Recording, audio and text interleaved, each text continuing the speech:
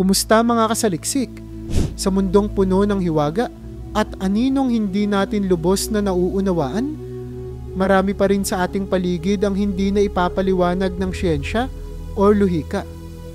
Kaya mula sa babaeng umakyat sa simbahan sa gitna ng gabi na tila'y isinugo ng langit, hanggang sa nilalang na nanghabol ng mga alaga sa bukid at nag-iwan ng sindak sa puso ng isang magsasaka, ay pag-usapan natin ang 10 nakakakilabot na nilalang na nahuli mismo ng kamera.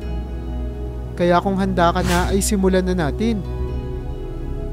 Number 10. Babaeng umakyat sa simbahan. Isang nakakakilabot na eksena ang nakuha sa Italy noong taong 2019. Isang nilalang na tila may pakpak ang nakita ng mga mata ng publiko habang umaakyat ito sa tuktok ng isang simbahan. Hindi ito karaniwang nilalang. Ang kanyang mga kilos ay mabagal, ngunit tiyak. Animoy may layunin at hindi natitinag ng takot o pag-aalinlangan. Habang binabaybay ng nilalang ang matataas na bahagi ng gusali, ramdam ng mga nanonood ang malamig na kilabot na bumabalot sa bawat hakbang niya. Tila ba may mensaheng nais iparating ang nilalang na ito, ngunit ang kanyang presensya ay puno ng misteryo at pangamba. Maraming haka-haka ang lumutang matapos ang insidenteng ito. May ilan na naniniwalang isa itong anghel na nagpakita upang magbabala ng isang paparating na sakuna. Ngunit ang iba naman ay ikinabit ito sa mga sinaunang kwento ng mga tagapangalaga ng banal na lugar. Mga nilalang na hindi ganap na mabuti o masama, kundi taga-subaybay lamang ng kaguluhan ng tao. Sa mga nakasaksi, hinding-hindi nila malilimutan ang itsura ng nilalang na animoy bumaba mula sa kalangitan upang paalalahanan tayong may mga bagay pa rin tayong hindi kayang ipaliwanag kahit sa modernong panahon. Number 9. Lumulutang na maitim na anino. Isang ordinaryong gabi lamang sana ito para sa isang lalaking lumabas para maglakad-lakad, ngunit sa hindi inaasahang pagkakataon, huminto siya sa paglalakad at napako ang tingin sa isang bagay na lumulutang sa ere. Isang aninong itim na walang mga paa ang tila nakabitin sa hangin. Hindi gumagalaw, ngunit nagdadala ng kakaibang presensya na nagpapabigat ng paghinga. Hindi ito multo sa tradisyonal na anyo, kundi mas malalim pa. Isang nilalang na tila mula sa mismong bangungot ng tao. Tahimik ngunit mapanganib, at ang titig nito ay tumatagos sa kaluluwa. Ang lalaking ito, sa halip na magpabalik sa bahay, ay sinubukang lumayo.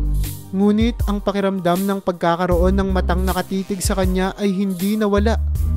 Kahit anong layo ng kanyang lakad, tila ba ang nilalang na iyon ay sinusundan siya sa di nakikitang paraan. Isa itong babala sa ating lahat na sa dilim ng gabi, may mga nilalang na hindi natin nauunawaan. At minsan, hindi sila basta-basta lumilitaw, maliban na lang kung may dahilan. At kapag pinili ka nilang tingnan, mahirap nang makawala sa kanilang mapanuring anino. Number 8. Nilalang na usok ang pakpak. Isang nakakagimbal na video ang yumanig sa internet. Isang nilalang na tila galing sa alamat ang naitalang lumilipad malapit sa lupa. Hindi lamang basta may pakpak ang nilalang na ito, kundi ang bawat pagaspas nito ay naglalabas ng makapal na usok na tila nagpapadilim sa paligid. Ang mga saksi ay halos hindi makapaniwala sa kanilang nasasaksihan dahil ang hugis ng nilalang ay kahawig ng isang dragon, isang halimaw na dati inaakalang katang-isip lamang. Ngunit ngayong ito ay nakita na sa totoong buhay, isang tanong ang umalingaw-ngaw sa isipan ng lahat.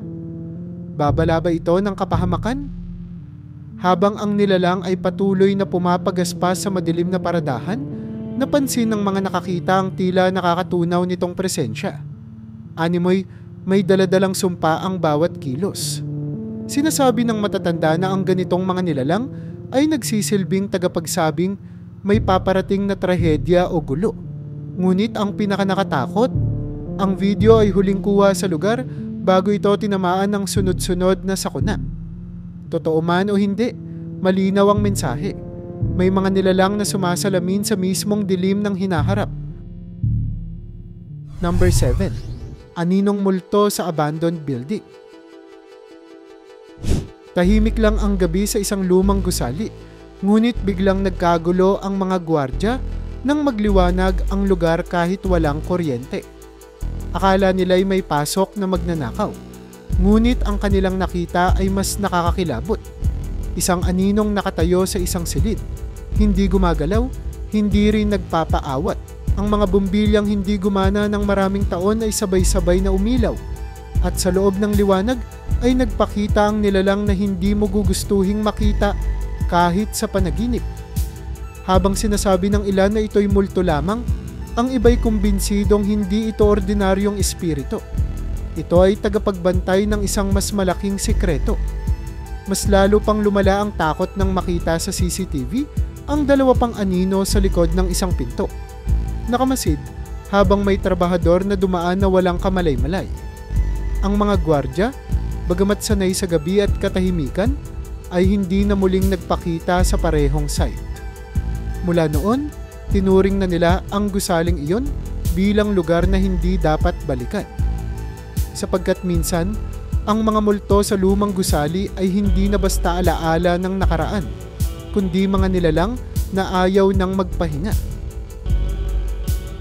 Number 6. Nilalang sa abandoned window. Wala na raw matagal nang nakatira sa lumang bahay sa gilid ng bayan. Pero isang gabi, may mga kabataang naisipang sumilip sa loob bilang katuwaan. Ngunit ang kasiyahan ay agad na palitan ng matinding takot nang mapatingala sila at makita ang isang muka na nakasilip mula sa alikabok na bintana. Maputla ang balat, litaw ang matatalim na sungay, at tila nanlilisik ang mga mata nito. Walang kumikilos, pero para bang ini-inspection sila ng isang nilalang na hindi dapat naroon, o marahil hindi na dapat nakakagalaw pa. Tumakbo agad ang mga kabataan, nanginginig at hindi makapagsalita. Ang bahay na dating pinagtatawanan at kinikilalang kwento lamang ng matatanda ay biglang naging sentro ng usap-usapan. May bantay ang bahay, sabi ng mga kapitbahay. At mula noon, kahit sinong dumaraan ay hindi na lumilingon. Sa bintana ng isang abandonadong gusali, may isang nilalang na patuloy na nakamasid, tahimik, mapanganib, at naghihintay ng susunod na hamon sa kanyang teritoryo. Number 5. Kuwagong may mukhang tao. Sa isang tahimik na lugar ng kagubatan, may hiker na napahinto bigla sa paglalakad. Sa kanyang harapan ay isang kuwago, ngunit may kakaibang bagay sa anyo nito. Ang mukha nito ay hindi pangkaraniwan, kundi halos tao. Napatitig siya, hindi makagalaw, habang ang mga mata ng nilalang ay tila humuhukay sa kanyang isipan. Nawala ang ingay ng paligid, at ang mga sanga ng puno ay tila napigil sa paggalaw. Isang halimaw ba ito na nagpapanggap bilang ibon? O isa bang nilalang mula sa isang eksperimento na hindi dapat na nabuhay? Nang ikwento ng lokal, ang nasaksihan niya sa isang baryo malapit sa lugar, nagulat siya nang may isa pang residente ang nagsabing nakita rin niya ang parehong nilalang. Nakaupo sa pader, walang balahibo sa katawan, at tila may utak na mas matalino pa sa tao. May mga nagsabi na ito'y gawa ng dark magic, at ang iba naman ay naniniwala na ito'y eksperimento mula sa isang lihim na pasilidad. Ano man ang pinagmulan, isang bagay ang sigurado, hindi ito dapat umiral sa ating mundo. Number 4. Engkantada sa playground.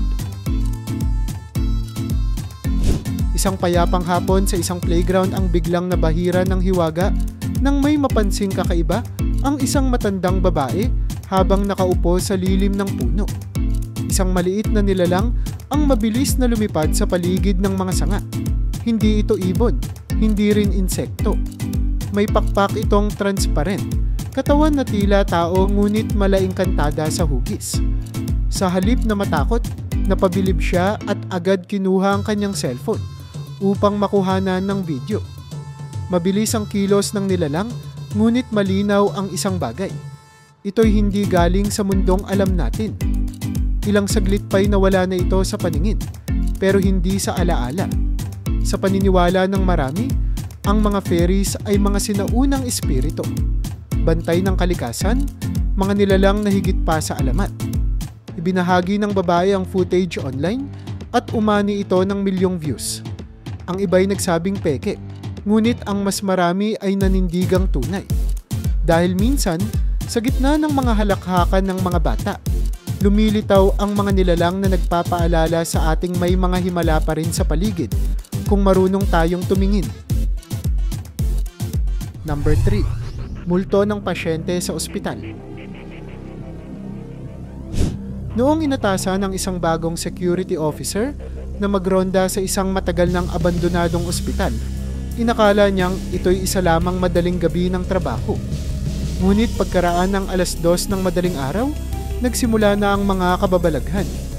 Mula sa malalayong sulok ng pasilyo ay may mga impit na ingay, tunog ng mga paa, at pabulong na iyak na nagmumula sa walang tao.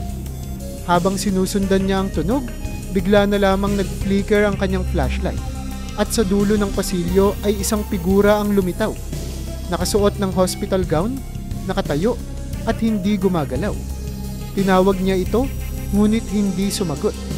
Lumapit siya ng kaunti, ngunit sa isang iglap, naglaho ito na parang bula. Hindi ito hallucination. Naitala ang pangyayari sa CCTV at agad na pinag-usapan online. Sabi ng ilang staff, may pasyente raw dati roon na hindi kailanman nakalabas ng ospital. Marahil, hindi pa siya tapos sa kanyang paghihintay. Mula noon, kahit sino ay umiiwas ng magbantay doon. Dahil minsan, ang pinakadelikado ay hindi ang multo, kundi ang dahilan kung bakit hindi pa rin sila umaalis. Number 2. Nilalang sa gitna ng kalsada. Isang gabing walang buwan, habang pauwi ang isang lalaki sa isang liblib na kalsada, ay bigla na lamang siyang huminto. Sa liwanag ng kanyang headlights ay lumitaw ang isang kakaibang nilalang. Payat, mahaba ang katawan, at may galaw na tila nagpapahiwatig ng babala. Ang mga kamay nito ay gumagalaw ng mabagal, ngunit may intensyong nakakatakot. Tila sinasabing, huwag kang lalapit, hindi ito tao, hindi rin hayop. Isa itong nilalang na hindi matukoy, at ang presensya nito'y nagdulot ng matinding takot. Makaraan ng ilang araw, natagpuan ang kotse ng lalaking iyon sa gilid ng kalsada. Abandonado. Wala na ang may-ari at hanggang ngayon, hindi pa rin siya natatagpuan. Tanging ang kuha ng dashcam ang naiwan. At sa video, malinaw na makikita ang nilalang na dumiretso sa harap ng sasakyan bago ito biglang naglaho. Maraming nagsasabing ito'y isang skinwalker, isang tagapangalaga ng teritoryo. Ngunit kung totoo man iyon, tanong ng marami, bakit siya piniling harapin? At ano ang kanyang tunay na layunin? Number 1. Nilalang na ng habol ng mga alaga sa bukid. Tahimik ang gabi sa isang bukirin, hanggang sa biglang nagtakbuhan ng mga alagang hayop, tila takot na takot. Nagtaka ang may-ari kaya't agad siyang nagtungo sa gitna ng field para tingnan kung may mga lobo o magnanakaw. Ngunit ang tumambad sa kanya ay mas malala. Isang maputlang nilalang na may katawan ng tao, ngunit may galaw na parang hindi niya ito kontrolado. Ang kilos nito'y tiklop-tiklop at bali-bali ang galaw. Tila isang nilalang mula sa ibang dimensyon na hindi sanay sa mundong ito. Habang sinusundan niya ito gamit ang headlights ng kanyang sasakyan, bigla na lamang itong naglaho sa kadiliman. Ngunit ilang segundo lang ang lumipas. Muling lumitaw, kalahating tago sa maysan, nakatitig sa kanya. Sa lamig ng gabi, tila'y ang kanyang hininga na lamang ang gumagalaw. Wala siyang nagawa kundi ang umatras at ilak ang pinto ng sasakyan. Hanggang ngayon, hindi niya alam kung anong nilalang ang kanyang nakita. Ngunit mula noon, gabi-gabi na siyang binabagabag ng pakiramdam na may mata sa kadiliman na laging nakamasid sa kanya. Naghihintay.